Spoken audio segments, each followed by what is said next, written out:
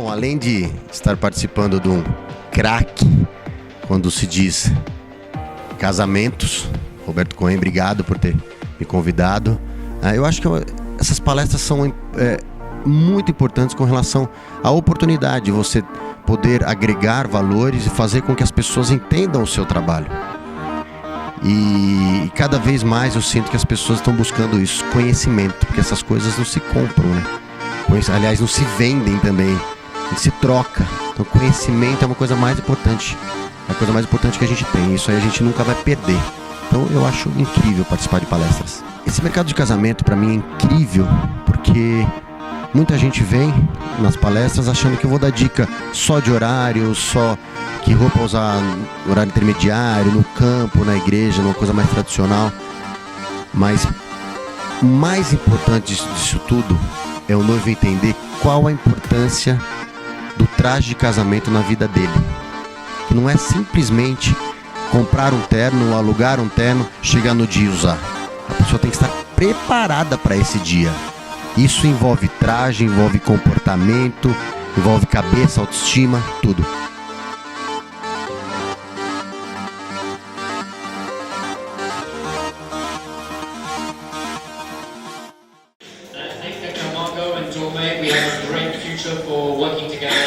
Because Camargo has the talent to detect what the Brazilian market will want for the next 10 years. É símbolo de elegância.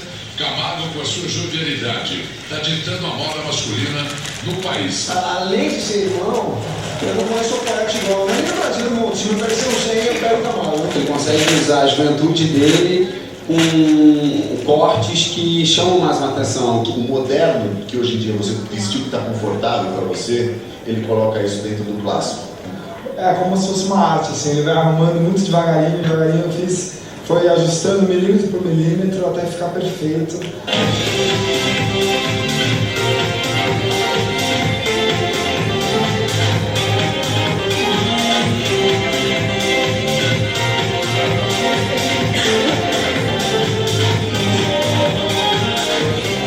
Com o Camargo eu fico tranquilo. E ele falou, manda ele vir aqui na minha loja.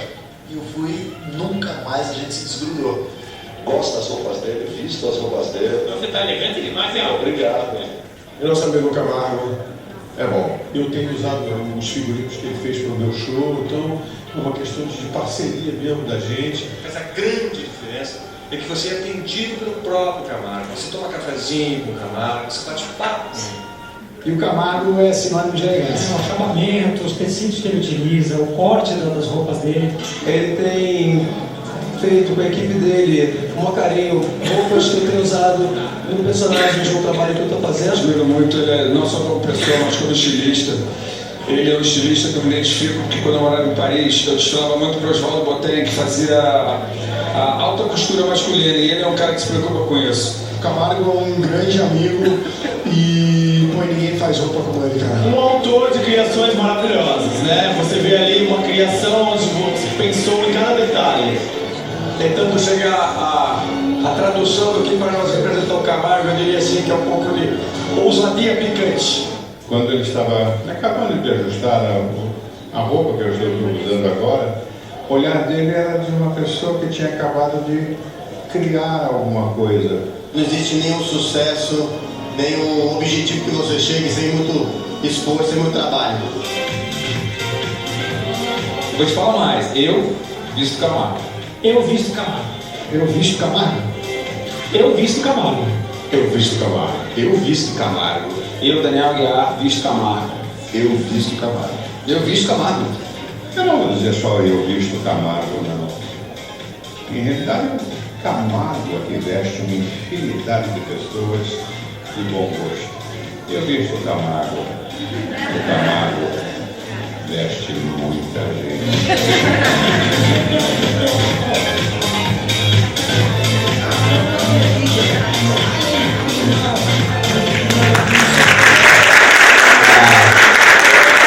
Toda vez que eu vejo esse vídeo do Paulo Goulart falando, eu me emociono.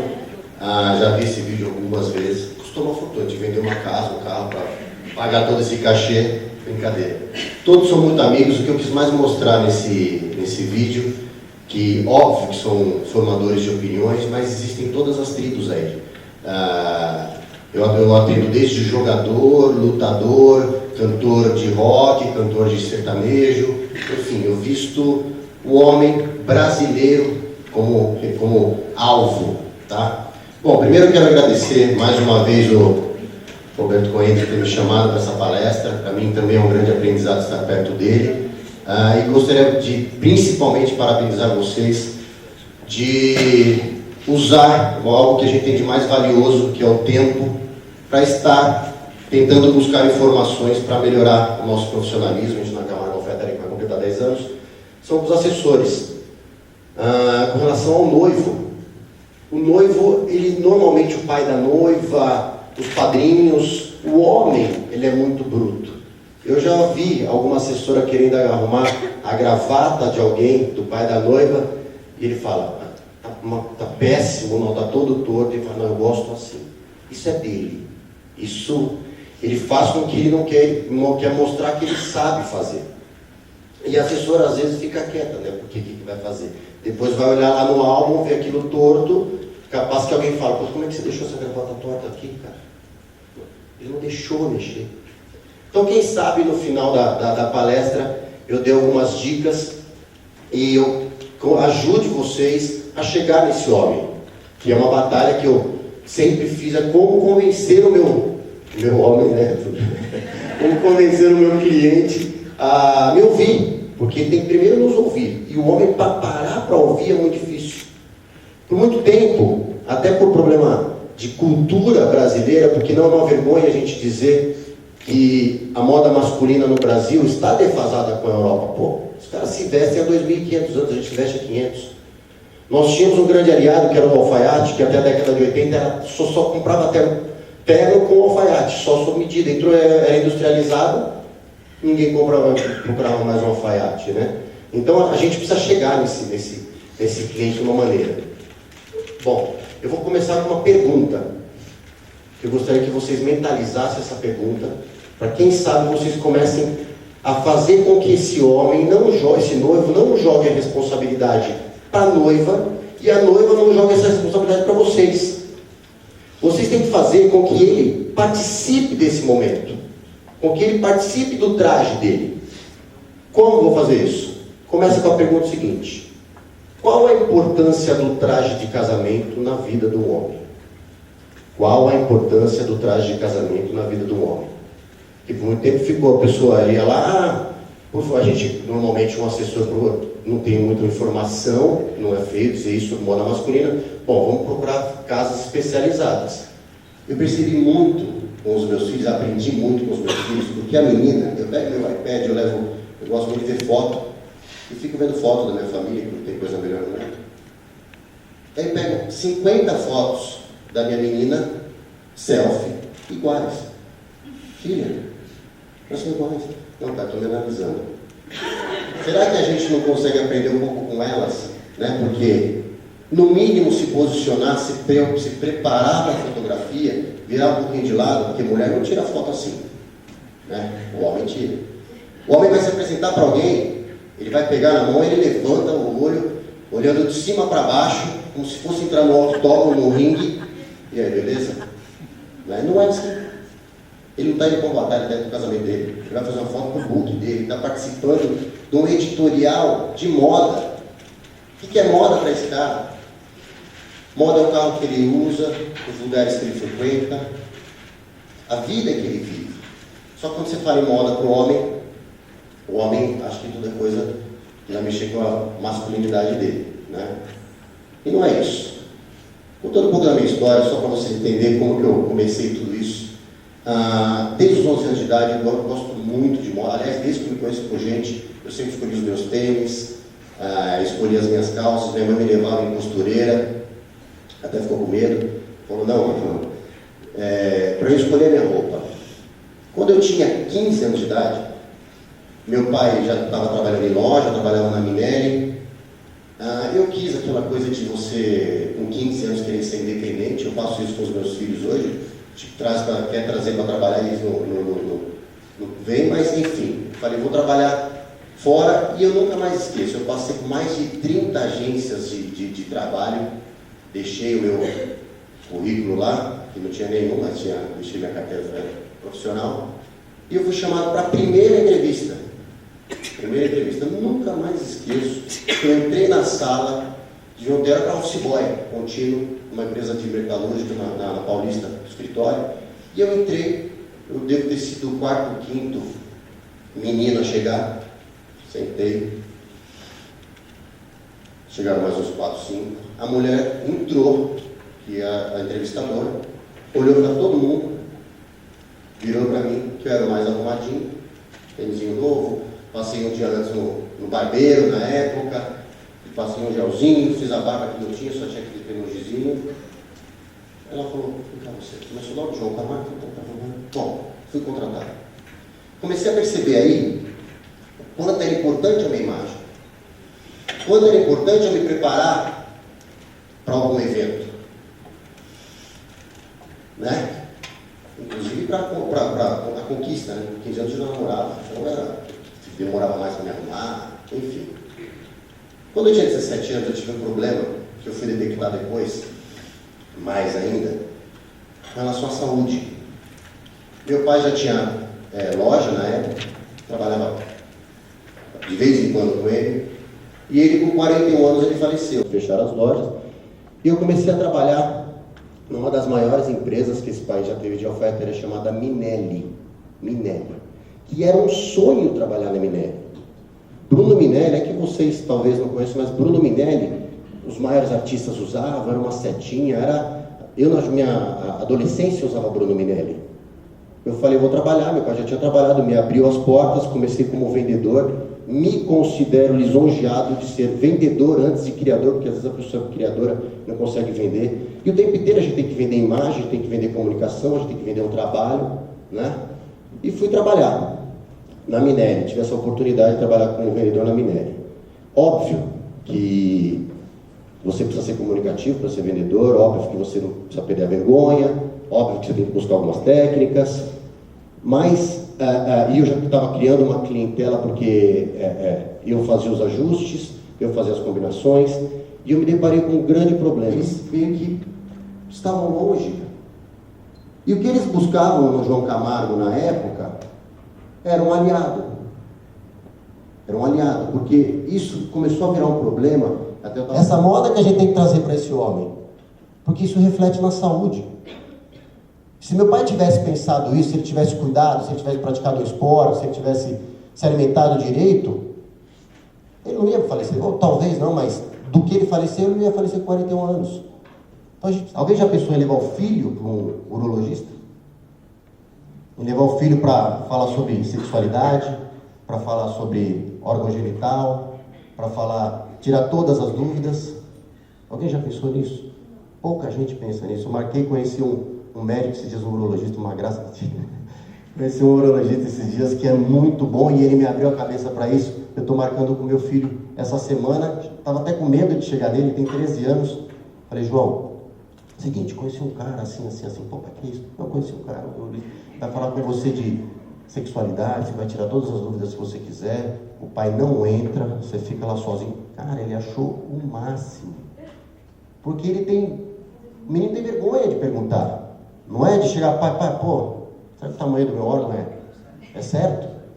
Como é que é uma menina? Como é que é uma mulher? Então percebe que a cultura masculina e feminina está muito distante. Elas estão na nossa frente. Agora é hora da gente reverter essa situação. Quem sabe dessa maneira vocês cheguem no homem. Com relação eu vou dar 4 dicas. Vou dar 4 dicas para você na cabeça do noivo. Primeiro, tempo. Né? O que é tempo? Kings, né? São agentes, como se fosse um 007, que se passam como alfaiates. Se passam como alfaiates. Aí tem uma história, vou contar rapidinho, que o menino, o pai dele era um agente, e aí esses Kingsmen o procuraram, chegaram para ele que tinha uma certa culpa do pai ter falecido numa operação, chamou esse menino. Só que esse menino Ele só gostava de se vestir de bonezinho para cima, vagabundo, não gostava de trabalhar, tênis, andava todo torto, mas de qualquer maneira o cara trouxe e falou: você vai aprender, você vai ser um agente.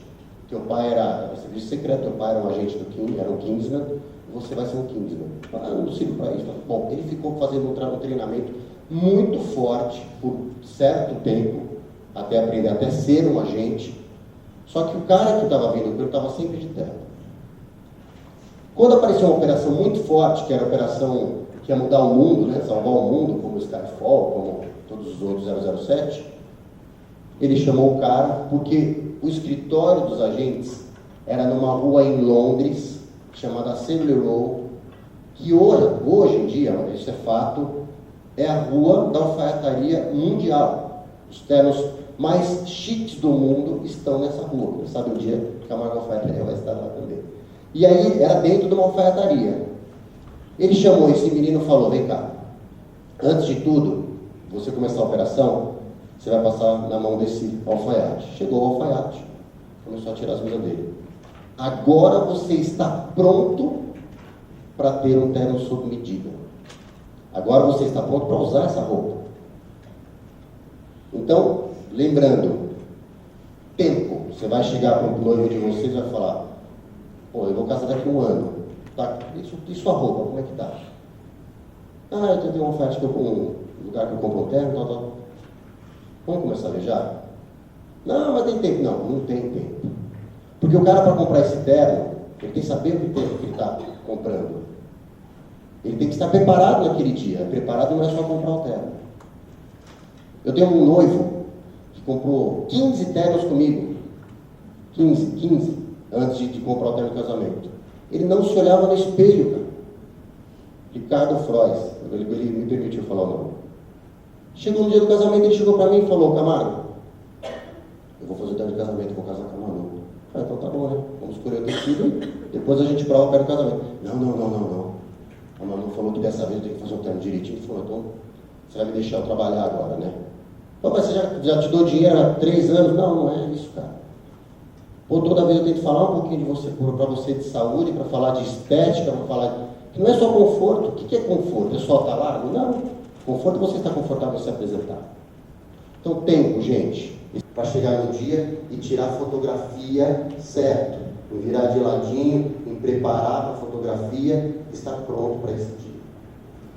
Segunda dica: busque referência, vai falar para ele. Então, referência, só fala para ele não procurar Thor, não procurar Hulk, né, entre outras coisas. Então, você fala para ele: tem um filme que você gosta, ele analisa. 3, cuide-se. Você vai falar: cara, então é o seguinte, você já sabe que você precisa de tempo, você precisa de referência, agora você precisa cuidar de você. Que agora vai ter várias crises de solteiro, seus amigos de infância vão te chamar para beber, encher a cara, você vai inchar, você vai engordar. E aí vai chegar no dia que a autoestima vai estar péssima. Tem um exemplo de um noivo que já era meio cheirinho. O problema é que o problema não é ser cheirinho. O problema não é a pessoa ser mais forte. Não, a gente faz terno para todos os tamanhos. Mas a cada prova, ele veio 6 meses antes, com tempo. A cada prova ele estava engordando 3 quilos, 3,5 quilos. Por imagine 6 meses. Ele engordou uns 14 quilos, pelo menos. 15 quilos. A minha sorte é que eu estava fazendo para ele, para o pai e para o irmão. E os dois, o pai e o irmão, estavam faltando 8 dias para o casamento. Ele chegou até exprimido. Bom, o irmão, e agora? Eu não dá para dar um pouquinho. Eu falei: não dá, até dá, mas não dá. Tá, eu vou te devolver o dinheiro. Você pagou um certo valor, uma certa quantia nesse terno. Você vai gastar 1/4, porque eu vou com você numa loja pronta. E você vai estar do mesmo jeito, cara. Não, pelo amor de Deus, Camargo. O pai e o irmão metendo o pau. Falei pra você, não é, cara, você tá engordando. Não, só tem uma chance, cara.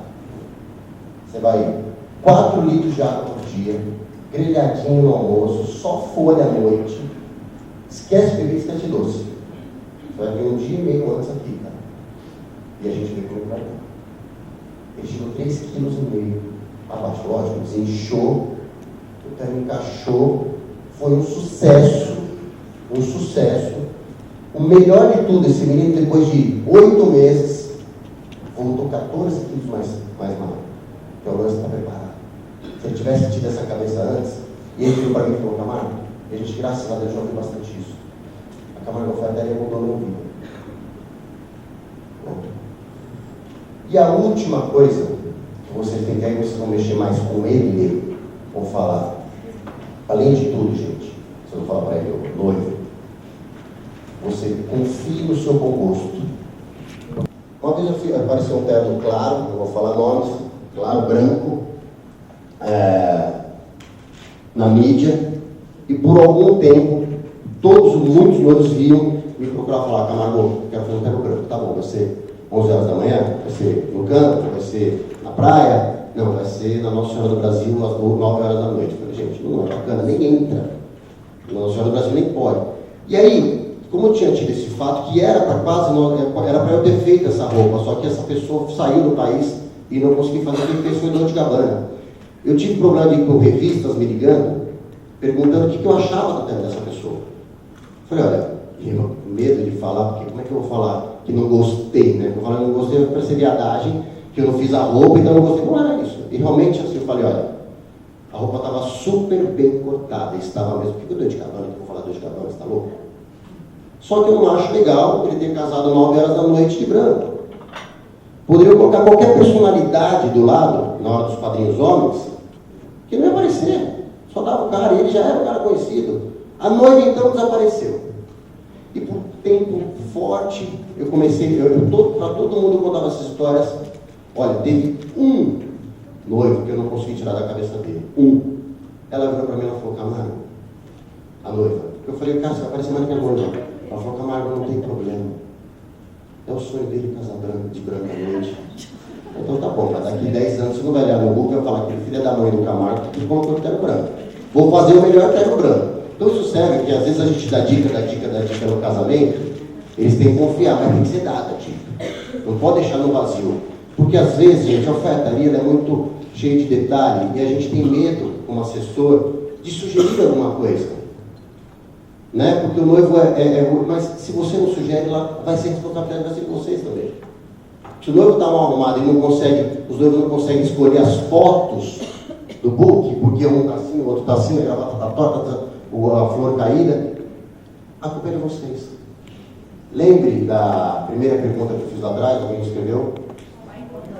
Qual a importância do traje de casamento na vida do homem? Obrigado, gente. Parabéns por estar aqui.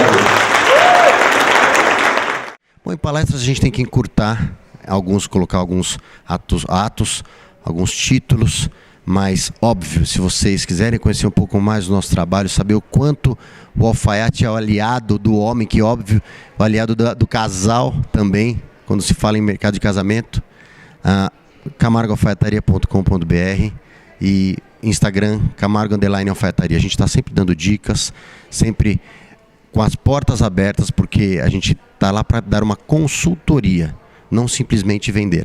Obrigado.